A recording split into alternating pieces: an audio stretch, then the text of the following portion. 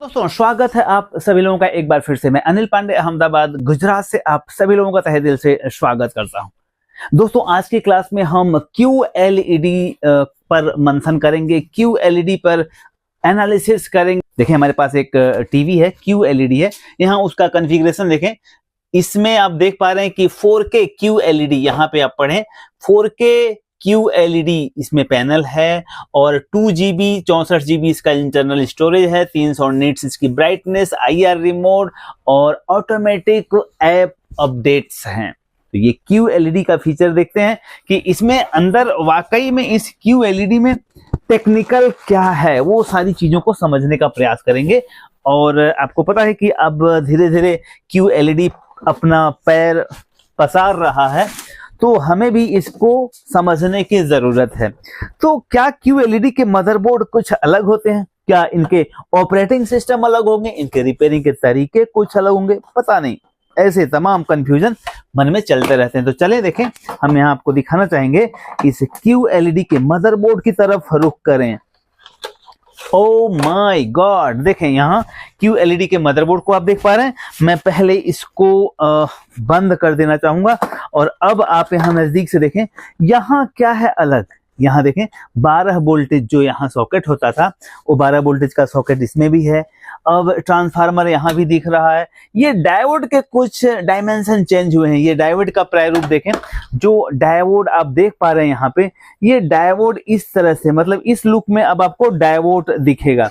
अब यहाँ आप देख पा रहे हैं कि AC का जो टर्मिनल है वो AC का टर्मिनल ये है और ये ग्राउंड है और ये प्लस है, ठीक है। तो यहाँ डायोड के जो डायमेंशन है यहाँ चेंज हुए हैं।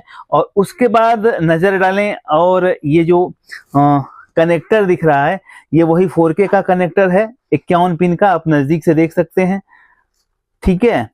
और ये स्पीकर का अलाइनमेंट वैसा ही है। और यहाँ बैक लाइट का जो है, यहाँ देखें बैक लाइट का जो वोल्टेज का सॉकेट है वो भी बस पहले जैसे 4K मदरबोर्ड में होते थे, साधारण मदरबोर्ड में होते हैं, कुछ वैसे ही हैं।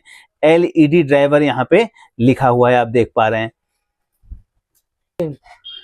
अब दोस्तों यहाँ थोड़ा रुख करें इसके पेयर पे, जहां से हमें ये डिसाइड होता है कि ये 4K है कि 2K है। तो आप यहाँ देखें, जो आपको जूम करके हिस्सा मैं दिखा रहा हूं उस पे थोड़ा सा रुख करें।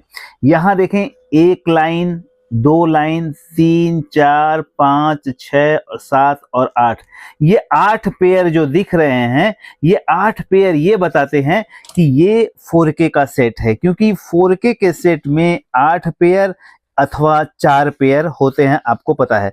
और अब एक दूसरी चीज बताना चाहूंगा, अब वहीं पे इस सॉकेट के सामने दर्शा रहा है VBO, V/1 सिग्नल निकलने वाला ये सॉकेट है। और ये सॉकेट सीधे आपको देखेंगे तो ये टिकोन बोर्ड में इन होगा। देखें यहाँ पे मैं इसको निकाल रहा हूं, यहाँ देखें। अब थोड़ा सा नजदीक से देखेंगे तो यहाँ भी आप देख पाएंगे कि यहाँ देखें UHD लिखा है और वो 8 पेयर यहाँ पे आ रहे हैं, UHD लिखा हुआ है और इसका सप्लाई टर्मिनल इस तरफ है।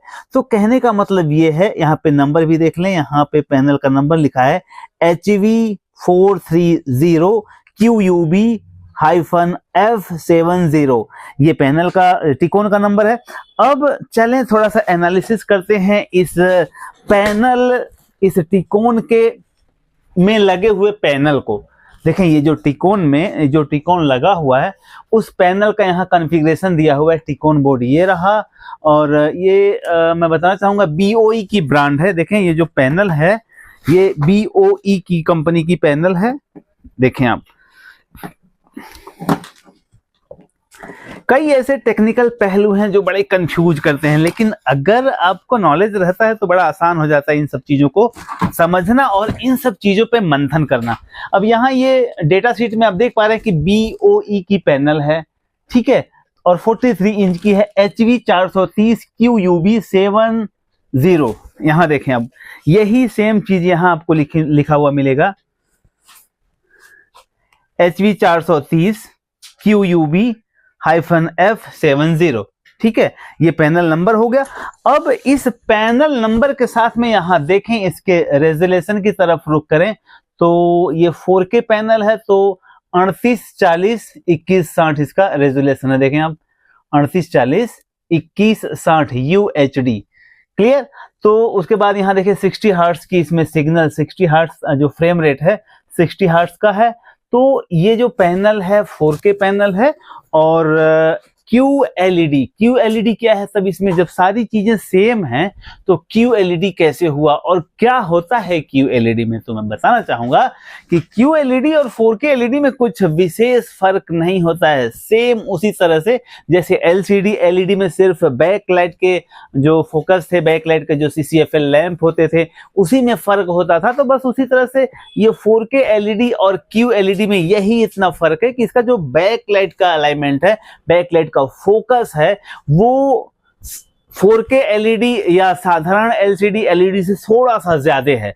और उस फोकस के ज्यादा होने की वजह से खुले जगह पर भी QLED का परिणाम, QLED का जो रिजल्ट है बहुत अच्छा दिख पाता है। तो QLED में सिर्फ इतना ही फर्क है कि इसका जो बैकलाइट का डायमेंशन है, बैकलाइट का जो फोकस है, उसकी जो तीव्रता है, ब्राइटनेस है, वो साधारण और 4K से थोड़ा सा ज्यादा है। बाकी पैनल तो इसमें भी 4K ही पैनल लगी रहती है।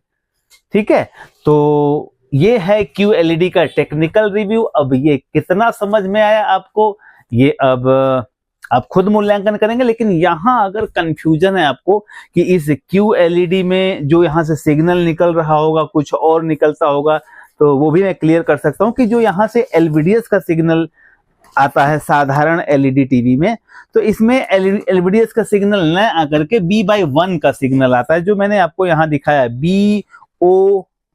VBO लिखा है, B/1। यहाँ पे भी आप देख रहे हैं UHD 4K में ही लिखा रहता है। ठीक है, तो चले अब इस सिग्नल को हम लगाकर आपको दिखा देते हैं।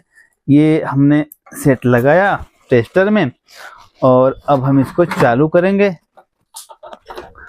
चालू करने के बाद यहाँ पे आप स्क्रीन पे जब चालू होगा तो आप देखिएगा 3840/2160 इसका रेजोल्यूशन दिखा रहा है और 60 हर्ट्ज इसका फ्रेम रेट दिखा रहा है।